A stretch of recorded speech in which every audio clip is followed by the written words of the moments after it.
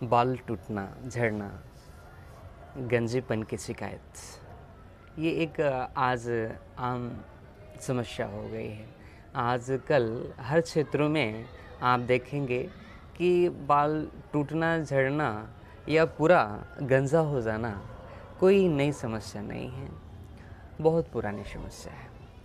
लेकिन पहले तो इतना नहीं था लोगों का बाल झड़ना या टूटना, लेकिन आजकल सबसे ज़्यादा हो गई है। कारण क्या है? आज लोगों का जो है रहन सहन, खान पान और गलत आदतें, जिनके कारण लोगों का जो है बाल झड़ना या टूटना या अन्य प्रकार के बालों की समस्या जो भी होती है वो आ गई है। तो क्या इससे हम छुटकारा पा सकते हैं? तो जी हाँ, तो मैं विद्याभूषण, सभी को प्रणाम।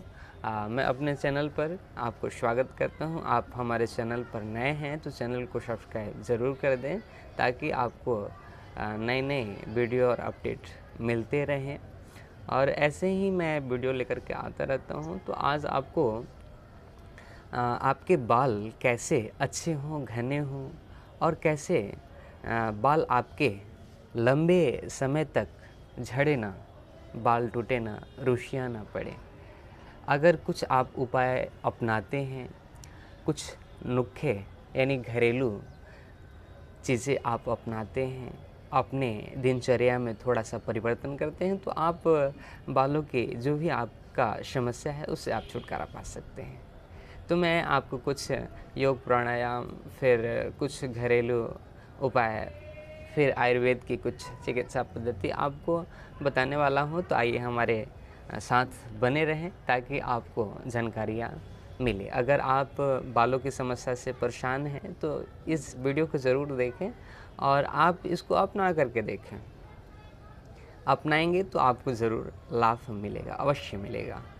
तो आइए सबसे पहले हम समझते हैं कि बाल आपके झड़ते और टूटते क्यों हैं। सबसे पहले हमें कारण जाननी होती है। अगर आप किसी रोग से परेशान हैं तो आप रोगों का जो कारण है उसको ढूंढिए कि आखिर आपका बाल क्यों झड़ता है। आप अगर पेट की समस्या को लेकर के परेशान हैं तो समस्या तक जाइए कि आपका पेट खराब है तो क्यों खराब है, उसको सुधार लीजिए।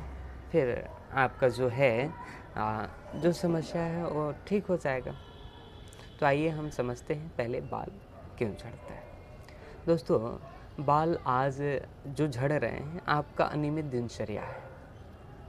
और हो सकता है आप जिस परिवेश में रहते हैं या शहर में रहते हैं या गांव में रहते हैं, वहाँ का जो पानी है, पानी की वजह से भी बाल झड़ते हैं। अगर पानी अच्छा नहीं हो, खारा पानी हो, शहरों में मीठा पानी, खारा पानी और बर्तन धोने वाले, नहाने वाले अलग अलग पानी आते हैं। सप्लाई वाला पानी जो होता है उससे बाल अगर आप धोते हैं तो उतना बाल नहीं झड़ता है, लेकिन जो मोटर से निकलते हैं पानी, उससे अगर हम नहाते हैं तो बाल ज़्यादातर शहरों में झड़ते हैं।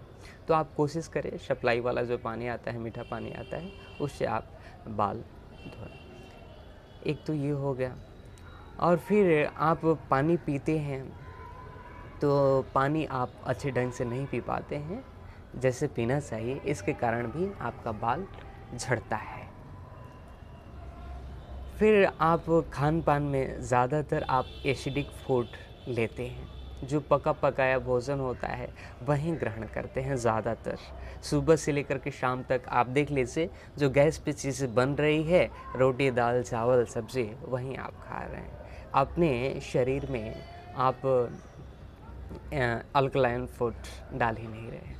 तो यानी खान पान का जो मामला है अच्छा होना चाहिए। शरीर में नेचुरल आहार भी जाना चाहिए। नेचुरल आहार को हम अल्कलाइन ही बोलते हैं, क्षारीय पदार्थ जो नेचुरल तरीके से आ रहा है, जो नेचर से सीधा आ रहा है, उसको हम ग्रहण कर रहे हैं। तो आपके शरीर में लगभग इसका 80% जाना चाहिए और 20% ही आपको एसिडिक फूड जो पका पकाया गैस पे होता है उसको आप लें। अगर इस प्रकार आप पदार्थों का चुनाव करते हैं तो ज़्यादातर आप स्वस्थ रहते हैं और बालों की समस्या तो आती नहीं है। हाँ, आ गई है तो आप इस पर ध्यान दें। ताम्र तत्व की जब कमी हो जाती है बॉडी में तो आपके बाल झड़ने लग जाते हैं। तो ये कुछ समस्याएं थीं जिसके कारण बाल आपके झड़ते हैं। तो इसको आप देखिए और इसको सुधारिए, अपने खान पान को ठीक कीजिए। और ताम्र तत्व की कमी हो गई है तो सबसे पहला ताम्र तत्व की पूर्ति हो, तो इसके लिए आप तांबे के बर्तन में शाम को पानी रख दीजिए और सुबह में 3 से 4 गिलास वहीं पानी पीजिए, वो भी पंजे के बल बैठ करके। उसके बाद आप वॉशरूम जाइए, यानी पेट साफ करने। जब आपका पेट साफ होगा ना तो आपका मन भी ठीक रहेगा और आपका बाल भी ठीक रहेगा। पेट का जो संबंध है ना मस्तिष्क से सीधा होता है। आपने देखा है ना, पेट का जो यानी पेट में जो आपकी छोटी आंतें हैं, देखा होगा जी चेक करके बना होता है। मस्तिष्क का शेप भी कुछ ऐसा ही होता है, जी चेक ऐसे करके होता है ना। तो आप अगर आपका पेट रोज़ साफ हो रहा है तो आपके मस्तिष्क भी ठीक रहेंगे। एक उदाहरण से आप समझे कि जिस दिन आपका पेट साफ नहीं होता तो उस दिन आपका मन बड़ा ख़राब रहता है। मन आपका लगता नहीं, ना काम करने में ना ऑफिस जाने में। लगता है कि पेट कैसे साफ़ हो, क्या खाएं, कौन से नुस्खे अपनाएं, कौन सी दवा अपनाएं ताकि हमारा पेट साफ़ हो।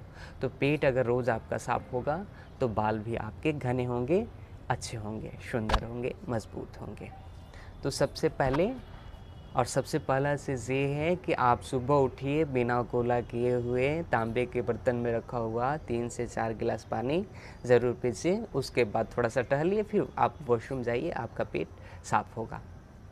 ठीक है, आप वॉशरूम जाएं तो दोनों दांतों को दबा करके बैठिए और वॉशरूम में बैठिए, आपका पेट पूरा क्लियर हो जाएगा। ठीक है, आप पेट पर क्लॉकवाइज थपकी भी दे सकते हैं जिससे आपका पेट अच्छा साफ होगा। तो ये पहला ध्यान आपको देना है कि सुबह उठते ही आपको पानी पीना है। पानी पिएंगे तो पेट साफ होगा तो आपके बाल भी अच्छे होंगे। और दूसरी, जब पेट साफ होता है तो हम स्नान और ध्यान करते हैं। तो आप स्नान कर लीजिए।